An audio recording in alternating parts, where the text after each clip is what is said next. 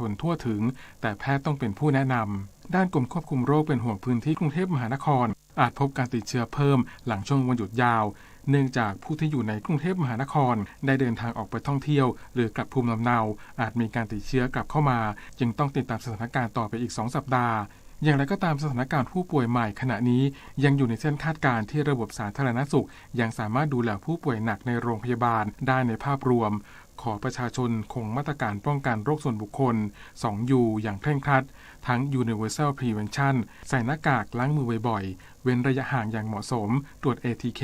เมื่อมีอาการคล้ายไข้หวัดและ Universal Vaccination ฉีดวัคซีนให้ครบและรับเข็มกระตุ้นต่อเนื่องห่างจากเข็มล่าสุด 3-4 เดือนโดยเฉพาะกลุ่ม 608 ขณะที่กรุงเทพมหานครได้กำหนดมาตรการรองรับการแพร่ระบาดของโรคโควิด -19 เพื่อให้ผู้ป่วยสามารถเข้าถึงยารักษาได้เร็วขึ้นโดยจะเปิดศูนย์บริการสาธารณสุขเพิ่มในวันเสาร์เพื่อตรวจคัดกรองจ่ายยาและให้บริการฉีดวัคซีนรวมถึงมาตรการตรวจ ATK เชิงรุกในโรงเรียนฉีดวัคซีนให้กับกลุ่มเสี่ยง 608 ในชุมชนและเตรียมพร้อมยาให้เพียงพออยู่ตลอดเวลาศักดิ์สิทธิ์ประดับศิลป์รายงานสำนักงานสลากกินแบ่งรัฐบาลประสบความสำเร็จในการจำหน่ายสลากดิจิทัลเตรียมเพิ่มอีก2 ล้านใบในงวดวันที่16 สิงหาคมนี้นายธนวัฒน์พลวิชัยกรรมการและโฆษกคณะกรรมการสลากกินแบ่งรัฐบาลเปิดเผยว่าหลังเปิดจำหน่ายสลากดิจิทัลงวดประจำวันที่1 สิงหาคม 2565 จำนวน 7,167,500 ใบผ่านแอปพลิเคชันเป๋าตังเมื่อวันที่17 กรกฎาคมที่ผ่านมา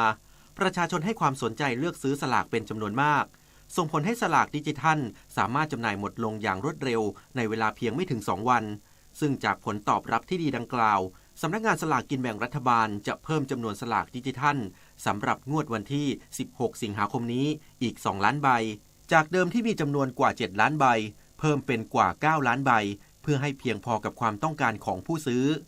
การตอบสนองของงวดล่าสุดที่ล้านใบเนี่ยขายได้หมดภายในระยะเวลาวันครึ่งนะครับทางสำนักงานสลากตอนนี้เนี่ยได้ออกประกาศรับสมัครคนขายใหม่แล้วนะครับและจะเพิ่มสลากในงวดถัดไปเนี่ยเป็นจำนวน9 ล้านใบเพราะเนื่องจากประชาชนนั้นต้องการซื้อสลากดิจิทัลในราคา80นะครับอย่างกว้างขวางถ้าสลากนั้นมีความต้องการสูงก็จะเติมไปงวดละ 1-2 ล้านใบนะครับไปเรื่อยๆทุกงวดจนกว่าจะถึงสิ้นปีห้ามเกิน20 ล้านใบในปีนี้นะครับทั้งนี้สำนักงานสลากอยู่ระหว่างเปิดรับสมัครตัวแทนจำหน่ายในระบบดิจิทัลพร้อมเร่งจัดทำสัญญาเพื่อให้สลากมีเพียงพอในการจำหน่ายให้กับประชาชนและสามารถเลือกซื้อสลากตัวเลขที่ต้องการในราคา80 บาทได้อย่างกว้างขวางมากขึ้นโดยตั้งเป้าภายในปีนี้จะมีสลากดิจิทัลจำหน่ายในแอปพลิเคชันเป๋าตังไม่เกิน20 ล้านใบขณะที่นายอนุชานาคาสายรัฐมนตรีประจำสำนักนายกรัฐมนตรีในฐานะประธานคณะกรรมการแก้ไขปัญหาการจำหน่ายสลากเกินราคา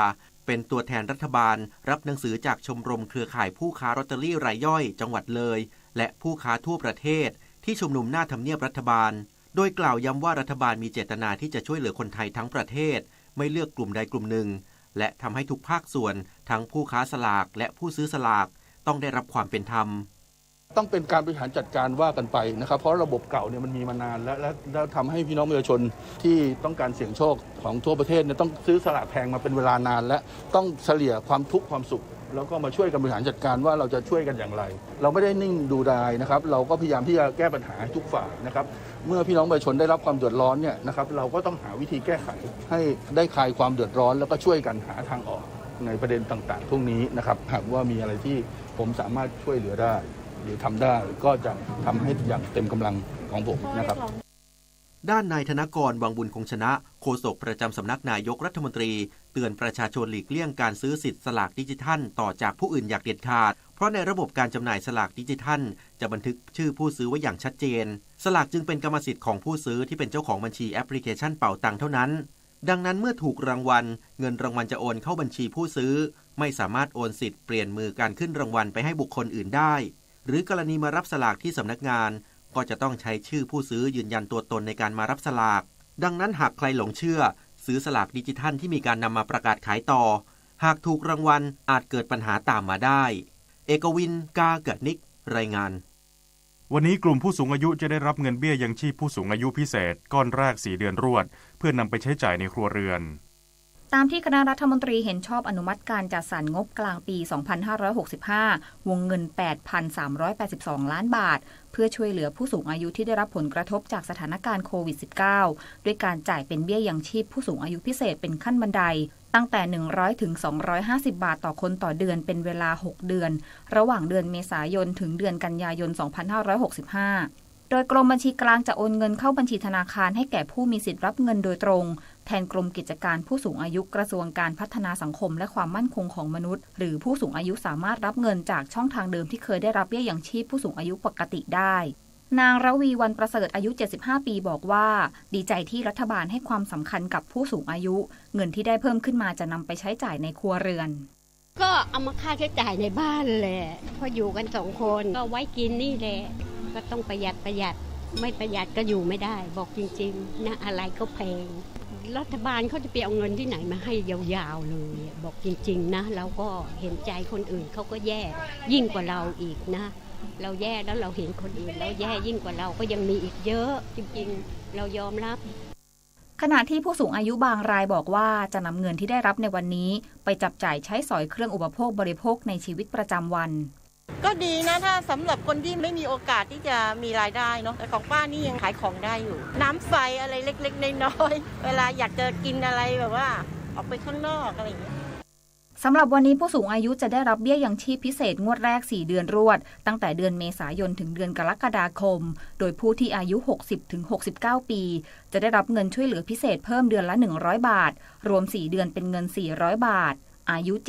70-79 ปีได้รับเงินช่วยเหลือพิเศษเพิ่มเดือนละ150 บาทรวม4 เดือนเป็นเงิน600 บาทอายุ 80-89 ปีรับเงินช่วยเหลือพิเศษเดือนละ200 บาทรวม4 เดือนเป็นเงิน800 บาทอายุ 90 ปีขึ้นไปรับเงินช่วยเหลือพิเศษเพิ่มเดือนละ250 บาทรวม4 เดือนเป็นเงิน 1,000 บาทสำหรับงวดที่2จ่ายวันที่19 สิงหาคม 2565และงวดสุดท้ายจ่ายวันที่19 กันยายน 2565 นันนภัส แสนตุ้มรายงานวันนี้เป็นวันแรกของการอภิปรายไม่ไว้วางใจรัฐมนตรีรายบุคคลซึ่งทั้งฝ่ายรัฐบาลและฝ่ายค้านยืนยันมีความพร้อมเต็มที่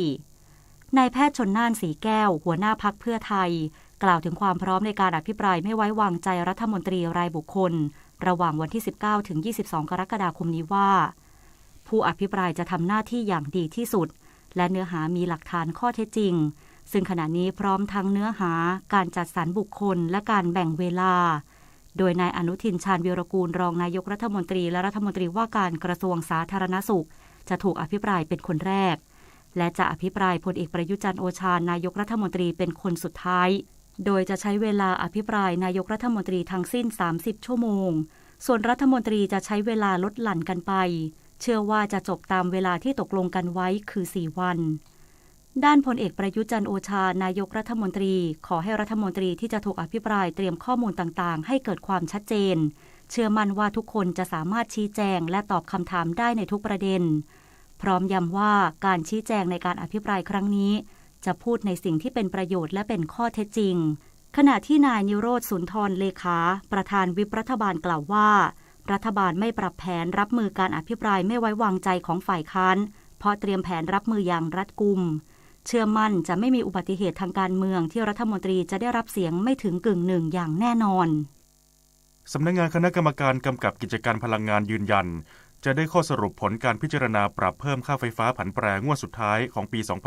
2565 ในวันที่ 27 กรกฎาคมนี้นายคมกฤษ ตันตรวานิชเลขาธิการสำนักงานคณะกรรมการกำกับกิจการพลังงานหรือกกพ.เปิดเผยว่าในวันที่ 27 กรกฎาคมนี้คณะกรรมการกำกับกิจการพลังงานจะประชุมพิจารณาทบทวนและปรับเพิ่มค่าไฟฟ้าผันแปรหรือค่า FT งวดเดือนกันยายนถึงธันวาคม 2565 ซึ่งจะอยู่ในระดับใดนั้นต้องนำปัจจัยหลายด้านมาประกอบการพิจารณาทั้งนี้ยอมรับว่าแนวโน้มค่าไฟฟ้าในรอบสุดท้ายของปี 2565 จะปรับเพิ่มขึ้นประมาณ5 บาทต่อหน่วยโดยยังคงมีปัจจัยหลักจากปริมาณก๊าซธรรมชาติต้นทุนต่ำจากแหล่งก๊าซธรรมชาติในอ่าวไทยลดลงจึงจำเป็นต้องนำเข้าก๊าซธรรมชาติเหลวหรือ LNG แบบสัญญาจรจากตลาดโลกมาทดแทนซึ่งเป็นสัญญาระยะสั้นที่มีต้นทุนแพงกว่าเนื่องจากราคายังมีความผันผวนทั้งนี้ตั้งแต่วันที่ 12 ถึง 25 กรกฎาคมนี้สำนักงานกกพ.ได้เปิดรับฟังความคิดเห็นแนวทางการพิจารณาค่าไฟฟ้าตามสูตรการปรับอัตราค่าไฟฟ้าโดยอัตโนมัติหรือ FT สำหรับงวดเดือนกันยายนถึงธันวาคม 2565 ผ่านทางเว็บไซต์ www.erc.or.th ด้วยการไฟฟ้าฝ่ายผลิตแห่งประเทศไทยร่วมแบกรับภาระค่าเชื้อเพลิงแล้วเกือบ 100,000 ล้านบาทหลังราคาพลังงานเพิ่มสูงขึ้นต่อเนื่องนายบุญยนิตวงศ์รักมิตรผู้ว่าการไฟฟ้าฝ่ายผลิตแห่งประเทศไทยหรือกฟผ.เปิดเผยว่าจากปัญหาวิกฤตพลังงานที่สูงขึ้นส่งผลให้ประชาชนได้รับความเดือดร้อนโดยกฟผ.ได้ร่วมรับภาระค่าไฟฟ้ากับประชาชนตามแนวทางบริหารค่าไฟฟ้าตลอด1ปีที่ผ่านมารวมแล้วเกือบ 100,000 ล้านบาทพร้อมกู้เงินเพื่อเสริมสภาพคล่องแล้วกว่า 25,000 ล้านบาทแต่ยังไม่เพียงพอเนื่องจากราคาเชื้อเพลิงในตลาดโลกยังมีแนวโน้มเพิ่มสูงขึ้นต่อเนื่องจึงจำเป็นต้องแจ้งต่อคณะกรรมการกำกับกิจการพลังงานเพื่อเข้ามาช่วยดูแลไม่ให้กระทบต่อความมั่นคงทางพลังงานในระยะยาวทั้งนี้กฟผ.เป็นรัฐวิสาหกิจที่มิได้มุ่งแสวงหากำไรซึ่งได้นำส่งกำไรเป็นเงินรายได้แผ่นดินเพื่อนำไปใช้พัฒนาประเทศด้านอื่นๆรวมทั้งลงทุนในระบบไฟฟ้าของประเทศให้มีความมั่นคงทางพลังงานมากขึ้นนอกจากนี้กฟผ.ยังคงติดตามสถานการณ์ราคาพลังงานอย่างใกล้ชิดและร่วมกับภาครัฐบริหารจัดการเชื้อเพลิงควบคู่กับการดำเนินมาตรการประหยัดพลังงานอย่างเข้มข้นสู่เป้าหมายลดใช้พลังงานลง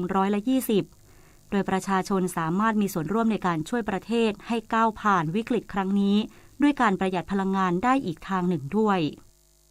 วันนี้มูลนิธิแพทย์อาสาสมเด็จพระศรีนครินทราบรมราชชนนีหรือพอสว.ออกให้บริการประชาชนในพื้นที่จังหวัดแม่ฮ่องสอนที่หมู่ 8 บ้านมะหินหลวงตำบลเมืองปอนอำเภอขุนยวมส่วนหน่วยทันตกรรมเคลื่อนที่เพื่อประชาชนด้อยโอกาสพอสว.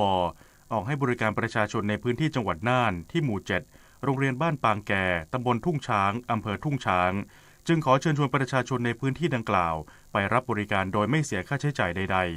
ๆต่อจากนี้ไปขอเชิญรับฟังไทยคู่ฟ้าค่ะรัฐบาลเตรียมพร้อมด้านยาและเวชภัณฑ์เพื่อดูแลสุขภาพประชาชนโดยเห็นชอบโครงการจัดหายารักษาผู้ป่วยโควิด -19 พร้อมกรอบวงเงิน 3,995 ล้านบาทระยะเวลาดำเนินการ3เดือนคือกรกฎาคมถึงกันยายน 2565 สำหรับจัดซื้อยาฟาวิพิราเวียและโมนูพิราเวียเฉลี่ย27ล้านเม็ดต่อเดือนและเรมเดซิเวีย 57,000 ขวดต่อเดือนรวมถึงเป็นค่ายาและเวชภัณฑ์ที่ใช้ในช่วงเดือนมีนาคมถึงมิถุนายนที่ผ่านมาได้แก่ยาฟาวิพิราเวียและโมนูพิราเวียจำนวน165ล้านเม็ดและค่าชุดตรวจ ATK จำนวน1ล้านชุดด้วยเพื่อให้มียาและเวชภัณฑ์เพียงพอในการดูแลผู้ติดเชื้อโควิด -19 อย่างต่อเนื่องอย่างไรก็ตามแพทย์จะพิจารณาให้ยาฟาวิพิราเวียแก่ผู้ป่วยเพียงบางรายตามความจำเป็นเนื่องจากเป็นยาที่มีข้อควรระวังและผลข้างเคียงค่อนข้างมากค่ะสื่อสารภารกิจรัฐบาลกับสำนักโฆษกสำนักเลขาธิการนายกรัฐมนตรีเราจะสืบสานรักษาและต่อยอดและครองแผ่นดินโดยธรรมเพื่อประโยชน์สุขแห่งอาณาราษฎรตลอดไปพระปฐมบรมราชโองการพระบาทสมเด็จพระเจ้าอยู่หัวในพระราชพิธีบรมราชาภิเษกเมื่อวันที่4 พฤษภาคมพุทธศักราช2562ข้าราชการต้องแยกเรื่องส่วนตัว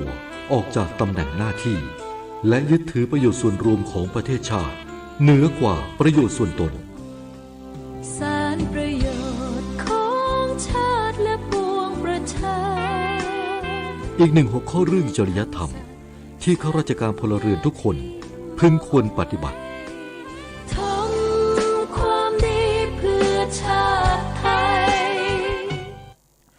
ขณะนี้เวลา 7:17 น.ต่อไปเสนอข่าวต่างประเทศทำเนียบประธานาธิบดีศรีลังกาเปิดเผยว่านายรานินทร์ วิกรมสิงเหรักษาการประธานาธิบดีศรีลังกาดำเนินการเจรจากับกองทุนการเงินระหว่างประเทศหรือ IMF จนเกือบได้ข้อสรุปแล้วขณะเดียวกันการหารือด้านความช่วยเหลือจากนานาชาติมีความคืบหน้าเป็นอย่างมากทั้งนี้แถลงการดังกล่าวมีขึ้นหลังนายวิกรมสิงเหประกาศสถานการณ์ฉุกเฉินทั่วประเทศเมื่อวานนี้เพื่อปกป้องความเป็นระเบียบของสังคมและเป็นประโยชน์ต่อความมั่นคงของสาธารณะขณะที่รัฐสภาศรีลังกาเตรียมเลือกประธานาธิบดีคนใหม่ในวันที่20 กรกฎาคมนี้ ภายหลังอดีตประธานาธิบดีโกตาบายาราชปักษาประกาศลาออกจากตำแหน่งเนื่องจากประชาชนจำนวนมากไม่พอใจการบริหารงานของรัฐบาลที่ทำให้ศรีลังกาต้องเผชิญวิกฤตเศรษฐกิจครั้งเลวร้ายที่สุดในประวัติศาสตร์ทำเนียบประธานาธิบดีรัสเซียเปิดเผยว่าประธานาธิบดีวลาดิเมียร์ปูตินผู้นำรัสเซียและประธานาธิบดีเรจิป ไตยิป แอร์ดวนแห่งตุรกีจะหารือเกี่ยวกับการส่งออกธัญพืชของยูเครนในกรุงเตหะรานเมืองหลวงของอิหร่านในวันนี้ตามเวลาท้องถิ่นซึ่งจะเป็นการหารือนอกรอบการประชุม3ฝ่ายระหว่างผู้นำรัสเซียตุรกีและอิหร่านเกี่ยวกับวิกฤตความขัดแย้งในซีเรียที่ยืดเยื้อนานกว่า11ปีทั้งนี้รัสเซียยูเครนตุรกีและองค์การสหประชาชาติเตรียมลงนามข้อตกลงในสัปดาห์นี้เพื่อฟื้นฟูการขนส่งธัญพืชของยูเครนผ่านทางทะเลดำหลังการส่งออกธัญพืชของยูเครนต้องหยุดชะงัก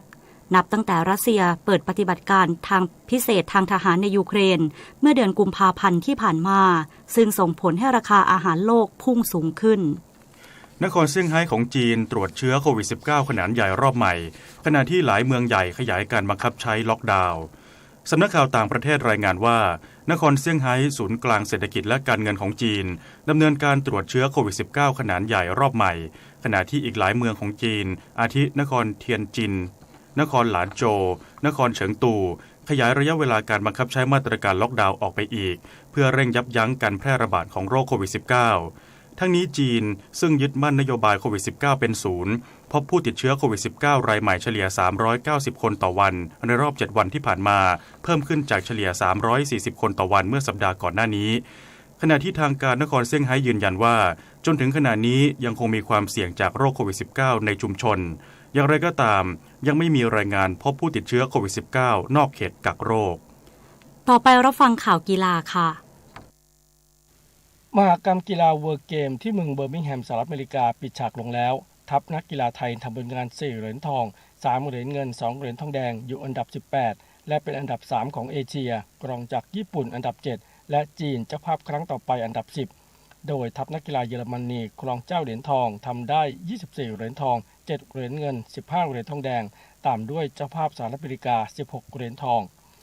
พิธีปิดการแข่งขันที่ Protective Stadium เจ้าภาพเน้นไปที่การเฉลิมฉลองชัยชนะความสำเร็จและมิตรภาพของนักกีฬาจากทั่วโลกสร้างความบันเทิงโดยศิลปินชื่อดังนำโดยเลโอเนล ริชชี่นักร้องนักแต่งเพลงนักดนตรีที่ยิ่งใหญ่ที่สุดคนหนึ่งตลอดกาลของชาวอเมริกันวัย73ปีขั้นตอนสำคัญคือสมาคมกีฬาเวิลด์เกมนานาชาติหรือ International World Game Association ส่งธงประจำการแข่งขันให้เจ้าภาพครั้งที่12เมืองเฉิงตูสาธารณรัฐประชาชนจีนกำหนดจัดการแข่งขันวันที่7ถึง17สิงหาคมอีก4ปีข้างหน้าในปี 2025 ดร.ก้องศักดิ์ยอดมณีผู้ว่าการกีฬาแห่งประเทศไทยเปิดเผยว่าทัพนักกีฬาไทยทำผลงานได้ตามเป้าหมายและเป็นที่น่าพอใจWorld Game 2022 เป็นมหกรรมกีฬาที่รอบรรจุในโอลิมปิกเกมมี73ชาติคว้าเหรียญรางวัลได้ซึ่งการกีฬาแห่งประเทศไทยจะขอให้การสนับสนุนต่อเนื่องตั้งแต่การเตรียมทีมการฝึกซ้อมและส่งนักกีฬาเข้าแข่งขันรวมทั้งการสนับสนุนเงินรางวัลจากกองทุนพัฒนาการกีฬาแห่งชาติตามเกณฑ์เหรียญทอง1ล้านบาทเหรียญเงิน 500,000 บาทและเหรียญทองแดง 200,000 บาทต่อกันที่กอล์ฟเยาวชนรายการ IMG Academy Junior World Championship 2022 ที่สหรัฐอเมริการุ่นอายุ 15-18 ปีทีมหญิงพิมพิสารับรองและสุวิทยาวินิจฉัยธรรมวัย16ปีจบสกอร์4วัน7อันเดอร์พาร์ได้รองแชมป์โดยคู่จากออสเตรเลียคว้าแชมป์ด้วยสกอร์รวม12อันเดอร์พาร์ส่วนประเภทบุคคลพิมพิสาได้อันดับ9ขณะที่สุวิทยาอันดับ18ซึ่งก่อนหน้านี้เยาวชนไทยคว้า2แชมป์ในรุ่น 7-8 ปีจากสกายไวดิ้งเยาวชนชายและอันนาพองหฤทัยกุลประเภทเยาวชนหญิงรายการ IMG Junior World Golf Championship สมาคมกีฬาบิลเลียดแห่งประเทศไทยเตรียมจัดการประชุมใหญ่สามัญประจำปี 2565 ในวันที่ 20 กรกฎาคมนี้โดยมีวาระสำคัญคือการเลือกตั้งนายกสมาคมคนใหม่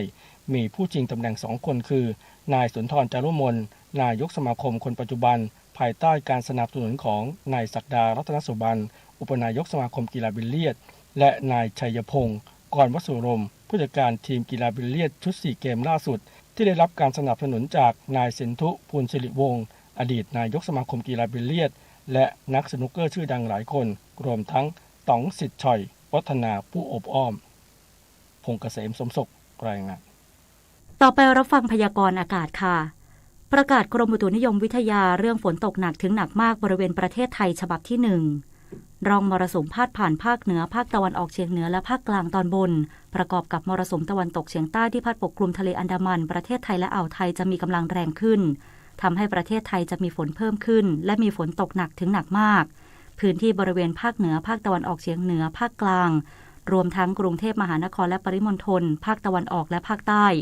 ขอให้ประชาชนบริเวณประเทศไทยระวังอันตรายจากฝนตกหนักถึงหนักมากและฝนตกสะสม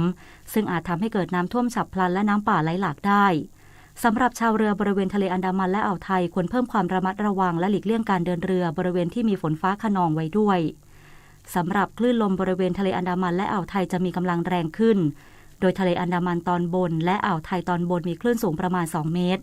บริเวณทะเลอันดามันตอนล่างและอ่าวไทยตอนล่างมีคลื่นสูง 1-2 เมตรบริเวณที่มีฝนฟ้าคะนองคลื่นสูงมากกว่า2เมตรขอให้ชาวเรือในบริเวณดังกล่าวเดินเรือด้วยความระมัดระวังและหลีกเลี่ยงการเดินเรือบริเวณที่มีฝนฟ้าคะนองจึงขอให้ประชาชนติดตามประกาศจากกรมอุตุนิยมวิทยาและสามารถติดตามข้อมูลที่เว็บไซต์กรมอุตุนิยมวิทยา www.tmd.go.th หรือที่ 023994012-13 และ 1182 ได้ตลอด 24 ชั่วโมงพยากรณ์อากาศตั้งแต่เช้าวันนี้จนถึงเช้าวันพรุ่งนี้ภาคเหนือมีฝนฟ้าคะนอง30%ของพื้นที่ส่วนมากบริเวณจังหวัดแม่ฮ่องสอนเชียงใหม่เชียงรายพะเยาน่านตากพิษณุโลกและเพชรบูรณ์อุณหภูมิสูงสุด 35-37 องศาเซลเซียสภาคตะวันออกเฉียงเหนือมีฝนฟ้าคะนอง40%ของพื้นที่ส่วนมากบริเวณจังหวัดหนองคายบึงกาฬสกลนครนครพนมอำนาจเจริญนครราชสีมาบุรีรัมย์สุรินทร์ศรีสะเกษและอุบลราชธานีอุณหภูมิสูงสุด 34-37 องศาเซลเซียสภาคกลางมีฝนฟ้าคะนอง40%ของพื้นที่ส่วนมากบริเวณจังหวัดนครสวรรค์อุทัยธานีกาญจนบุรีสุพรรณบุรีราชบุรีนครปฐมสมุทรสงครามและสมุทรสาครอุณหภูมิสูงสุด 35-37 องศาเซลเซียสภาคตะวันออกมีฝนฟ้าคะนอง40%ของพื้นที่ส่วนมากบริเวณจังหวัดชลบุรีระยองจันทบุรีและตราดอุณหภูมิสูงสุด 31-36 องศาเซลเซียสลมตะวันตกเฉียงใต้ความเร็ว 15-30 กิโลเมตรต่อชั่วโมงทะเลมีคลื่นสูงประมาณ1เมตรบริเวณที่มีฝนฟ้าคะนองคลื่นสูงมากกว่า1เมตรภาคใต้ฝั่งตะวันออกมีฝนฟ้าคะนอง30%ของพื้นที่ส่วนมากบริเวณจังหวัดเพชรบุรีประจวบคีรีขันธ์สุราษฎร์ธานีนครศรีธรรมราชสงขลาปัตตานีและนราธิวาสอุณหภูมิสูงสุด 33-36 องศาเซลเซียสลมตะวันตกเฉียงใต้ความเร็ว 15-30 กิโลเมตรต่อชั่วโมงทะเลมีคลื่นสูงประมาณ1เมตรบริเวณที่มีฝนฟ้าคะนองคลื่นสูงมากกว่า1เมตรภาคใต้ฝั่งตะวันตกมีฝนฟ้าคะนอง30%ของพื้นที่ส่วนมากบริเวณจังหวัดระนองพังงาและภูเก็ตอุณหภูมิสูงสุด 32-34 องศาเซลเซียสลมตะวันตกเฉียงใต้ความเร็ว 15-30 กิโลเมตรต่อชั่วโมงทะเลมีคลื่นสูงประมาณ1เมตรบริเวณที่มีฝนฟ้าคะนองคลื่นสูงมากกว่า1เมตรกรุงเทพมหานครและปริมณฑลมีฝนฟ้าคะนอง40%ของพื้นที่ส่วนมากในระหว่างบ่ายถึงค่ำอุณหภูมิสูงสุด 33-37 องศาเซลเซียสสภาวะระดับน้ำในแม่น้ำเจ้าพระยาที่หน้ากองบัญชาการกองทัพเรือคำนวณโดยกรมอุทกศาสตร์กองทัพเรือวันนี้น้ำขึ้นเต็มที่เวลา 9:41 นาทีสูงกว่าระดับทะเลปานกลาง69เซนติเมตรและเวลา 23:54 นาทีสูงกว่าระดับทะเลปานกลาง23เซนติเมตรน้ำลงเต็มที่เวลา 5:45 นาทีสูงกว่าระดับทะเลปานกลาง1เมตร52เซนติเมตรและเวลา 17:13 นาทีต่ำกว่าระดับทะเลปานกลาง51เซนติเมตรวันนี้ที่ประภาคารกาญจนาภิเษกแหลมพรหมเทพจังหวัดภูเก็ตดวงอาทิตย์ตกเวลา 18:49 นาทีกรุงเทพมหานครดวงอาทิตย์ตกเวลา 18:49 นาทีขณะที่เมื่อวานนี้กรมฝนหลวงและการบินเกษตรได้ขึ้นบินปฏิบัติการฝนหลวง6หน่วยปฏิบัติการช่วยเหลือพื้นที่การเกษตรที่ขาดแคลนน้ำบางส่วนของจังหวัดสุโขทัยกาญจนบุรีนครราชสีมาอุบลราชธานีและสระแก้ว1 นาทีกับกปท.ตามที่มีรายงานปัญหาการทำงานผิดปกติของถุงลมนิรภัยที่เป็นปัญหาในหลายประเทศทั่วโลกรวมทั้งประเทศไทยซึ่งอาจส่งผลร้ายที่เป็นอันตรายแก่ผู้ขับรถและผู้โดยสารได้ กรมการขนส่งทางบกและสมาคมอุตสาหกรรมยานยนต์ไทยได้ร่วมกันดำเนินมาตรการต่างๆและขอเชิญชวนประชาชนตรวจสอบว่ารถของท่านเข้าข่ายต้องเข้ารับการตรวจสอบและแก้ไขถุงลมนิรภัยหรือไม่ผ่านช่องทางต่างๆได้แก่ 1. www.checkairbag.com 2. call center ของแต่ละบริษัท 3. ศูนย์บริการรถยนต์ของแต่ละบริษัทและบริษัทรถยนต์ก็จะพยายามติดต่อเจ้าของรถที่เข้าข่ายแต่ยังไม่ได้รับการตรวจสอบ